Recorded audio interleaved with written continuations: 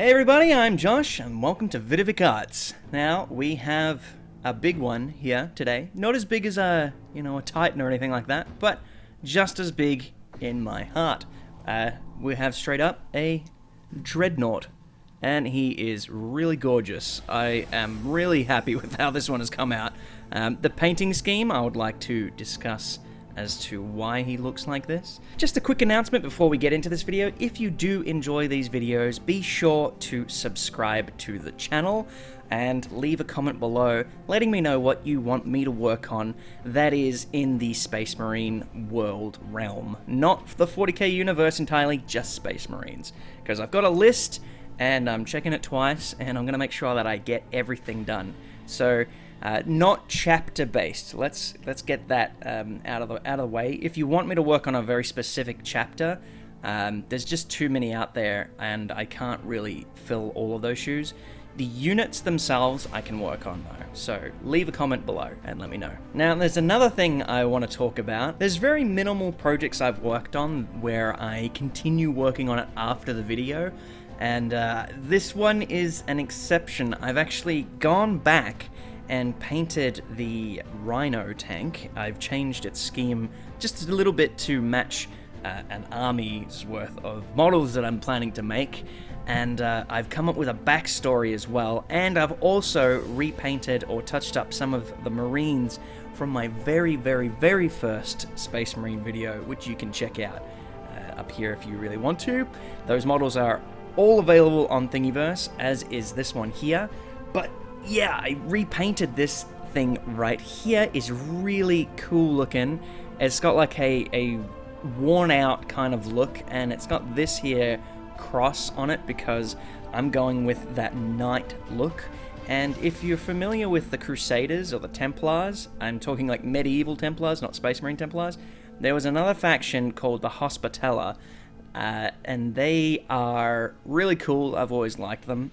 They're kind of like well, I don't know really how to explain them. They're kind of like the medics of warfare, except they killed people at the same time. So yeah, these guys, I'm going down that road, and the reason why they're all rusty and stuff is the fact that they try to kind of heal people that are inflicted with the plague, and they're very bordering on heretical. So I do want to come up with a video for just the storyline. Hopefully you guys are interested in that. But for now, we're going to be working just on this Dreadnought, and that's why he looks like this. He's all really dirty.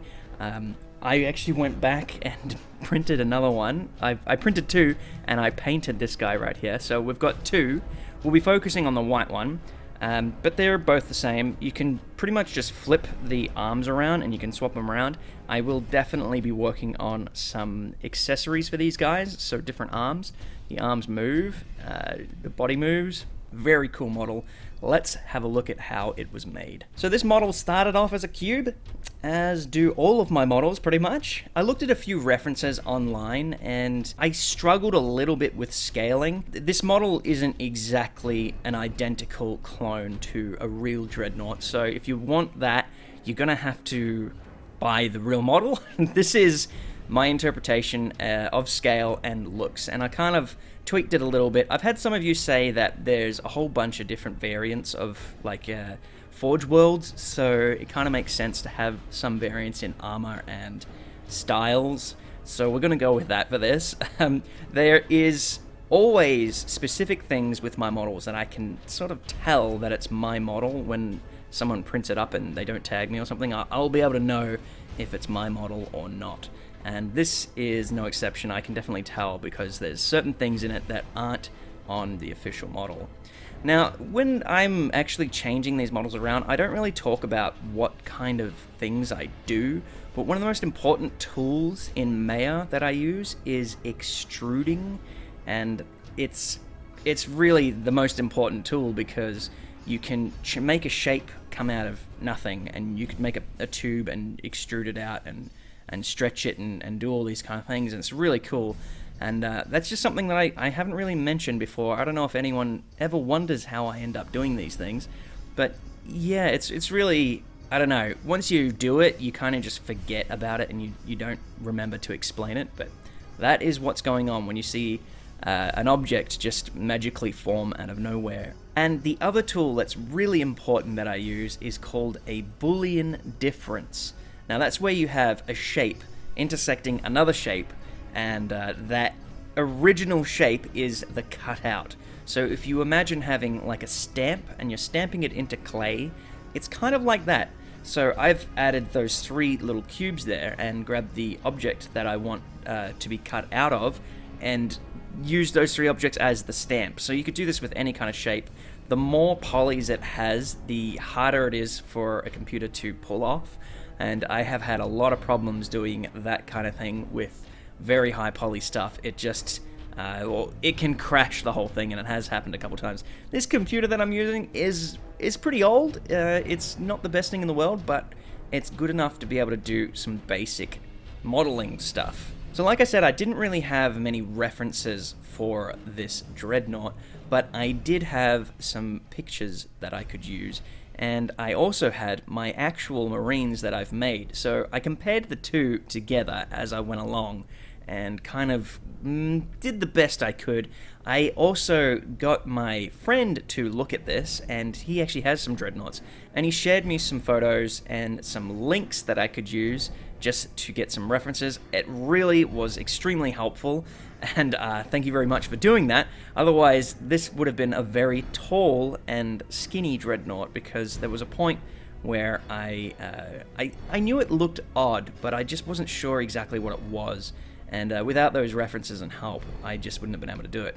So if you have plans to make things like this, definitely share your work around, just to make sure that, you know, people are, you know, it looks right. Because when you're working on something for a very long time, you kind of forget what it is that you're looking at, and you can just like lose track of what it's supposed to really look like, especially if you don't know or don't own an actual model here. So when I was working on the Pelvis here, I was getting this completely wrong, but I kind of liked the look of it in the end, and I kept most of it. I did go back and tweak a couple things, but most of that is the same as it looks right here. Now, in previous robotic models, I kind of said when it comes to tubing, just customize it yourself. But I've become really confident in printing, and I kind of thought, you know what, I think my printer can do this, and I think yours could too. But bear in mind that it is a bit of, it might not work. Hopefully it does for everyone. It is probably the most difficult thing for the printer to pull off, but yeah, let's hope for all of you that that works. If it doesn't, you can just touch it up afterwards. They are pretty thick tubes. When I printed mine, they did kind of get a little bit stringy, but they worked. Now, one really cool little useless, interesting fact here is the fact that the body will work with all the tanks that I've made in the past, because I'm using the exact same size hole for all the turrets on those tanks. So if you really wanted to, you could chuck this on the recently made Scorpion tank and have a really ridiculous looking model, or you could have these legs and print up a turret, which again would look very stupid, but the option's there. And we're also going to be going later on down the road using more models that we can interchange, so you should be able to build your own mechs, hopefully, with these scaling systems that I'm using. So arms should interchange with other arms when I come to other mechs, and these legs and body should be able to work with other mechs. Hopefully, let's cross our fingers and hope for the best. Now, when it comes time to painting this, as always, I use a flat black spray paint that I got from the $2 shop, and I think it cost me $3, which is a bit of a jib because it's a $2 shop, but it works like a charm. It's probably really unhealthy to be painting without a mask on or without gloves, but yeah, you just do it out in the open and you should be fine. I don't know why people always ask me this question. It's in the video. I am definitely using spray paint for my undercoats. Now, because I didn't really know what I was doing for the color scheme, I was just thinking I want it to be knightly, so I looked at the color schemes of the Teutonic Knights, the Templars, and the Hospitaller, and I noticed that the Black Templar Space Marine chapter actually stole their scheme from the Hospitaller. So I thought to myself, well, if they're going to steal from the Hospitaller, I may as well steal from the original Templars. So I decided to go for a red and white scheme. Initially, I went with the full white for this Dreadnought, having already painted the tank and some previous Marines that Maroni red. I'm not really sure exactly what I'm doing with the end result here. I think I'm pretty happy with having two schemes going on at once. So I'm having the Dreadnought here is white, and I painted another one red, and my tank is red, and I got Marines that are red. So I'm going to interchange between the two. So some Marines will be red, some Marines will be white. They'll have the white shoulder pads with the red cross, red shoulder pads with the white cross, but they'll be in the same army. That's just going to be what it's going to be, because I think that is a very old school medieval look to have, where they've got the intersecting colors. They might have a tunic where half of it is red and the other half is blue or whatever, and they've got the checkerboard going. I might do that with some of the models later on. I'm really trying to stay away from the orc scheme that I have with that red and white checker scheme. But this definitely looks like a Space Marine chapter of my own sort. I'm really trying to make it my own and keep it away from any chapters that already exist. So I really rushed the paint scheme when it came to the white and the silver. I did it with a big brush, so if you're doing that kind of stuff, you've got to make sure you come back with a finer detail brush and just get those spots that you might have missed.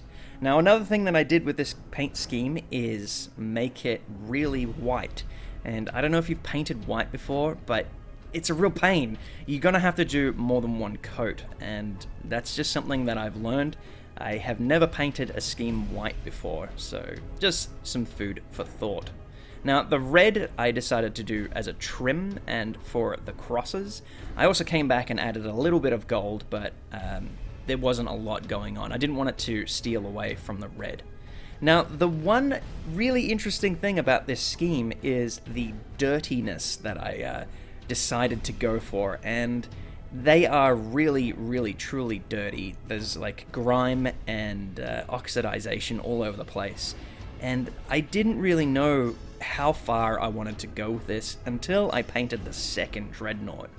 So with this Dreadnought, I've got the red and white scheme and made it really dirty and added a tiny bit of that oxidization. And with the red one, which I didn't film, I decided to go all in on that oxidization, and I love the look of it. I really love the look of it. And I decided, hey, I'm going to go back and repaint the tank just to give it that look.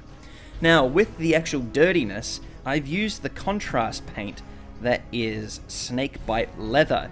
Now, this is a really strange kind of idea that I had. I used it previously on the tank as mud, and I like splattered it, so I'm using this in ways that I don't think it was meant for.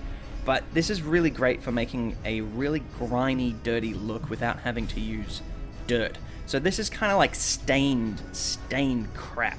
I painted it and then rubbed it over with my finger, and that is I don't think that's an actual way you're supposed to paint at all, but it works really well, and hopefully some of you guys use that scheme for something later on down the road. I noticed it works way better on white than it does on colors, just because the colors it makes it look darker instead of dirty, which is not what I wanted to go for. So when it came to the red, I didn't do it as much as I did for the white. I ended up just going with that oxidization. Now, the oxidization part is probably my favorite part of doing all these models. It's just, it brings out things that, I didn't think were even in the model. I forgot that I modeled. It just highlights things and makes it look really cool, and makes it look really decayed. Now, this scheme I'm going for, like I said previously, the Knight scheme, is that they go around healing people that are, infected with the plague, potentially Nurgle plague. And the story behind it is that they were basically exiled from the Space Marines, and they were sent off on basically a crusade that they couldn't possibly win.